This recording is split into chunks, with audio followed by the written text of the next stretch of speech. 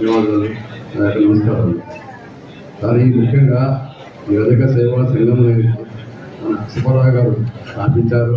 కాబట్టి మనం ఒక సంస్థను స్థాపించాలంటే ఎంతో కష్టమో అందరికీ తెలిసిన విషయమే, తెలియాలి అందరికీ కష్టమే. కాబట్టి అందరి సహకారం ఉంటేనే ఇది అభివృద్ధి అవుతుందన్న ఆవశ్యకత.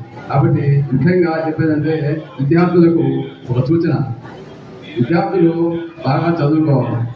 విద్యార్థులైన వాళ్ళు తల్లిదండ్రులకు ఆస్తులు, వాళ్ళే ఆశ కిరణాలు. కాబట్టి తల్లిదండ్రులకు మంచి పేరు రావాలంటే మనం అందరం కూడా బాగా చదువుకోవాలి, కష్టపడాలి.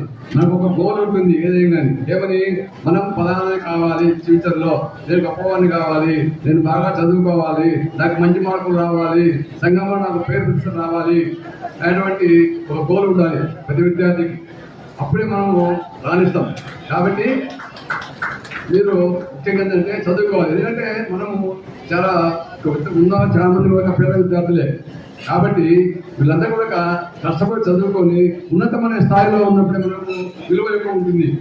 ఉన్నతమైన స్థాయిలో సంపాదించుకోవాలి, కష్టపడాలి, రాత్రిమో కష్టపడాలి. మా తల్లిదండ్రులకు పేరు రావాలి, ఉపాధ్యాయులకు పేరు రావాలి, ఊరికి పేరు రావాలి.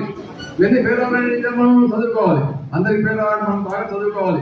అది నా యొక్క సూచన మీకు అందరూ మీరు తప్పకుండా పాటిస్తారని, బాగా చదువుకొని తల్లిదండ్రులకు, గురువులకు, పెద్దలకు అందరికీ కూడా మంచి పేరు సంపాదిస్తారని నేను ఆశిస్తూ ఈ సున్నతంగా నేను తెలుసుకుంటాను సార్. Thank you.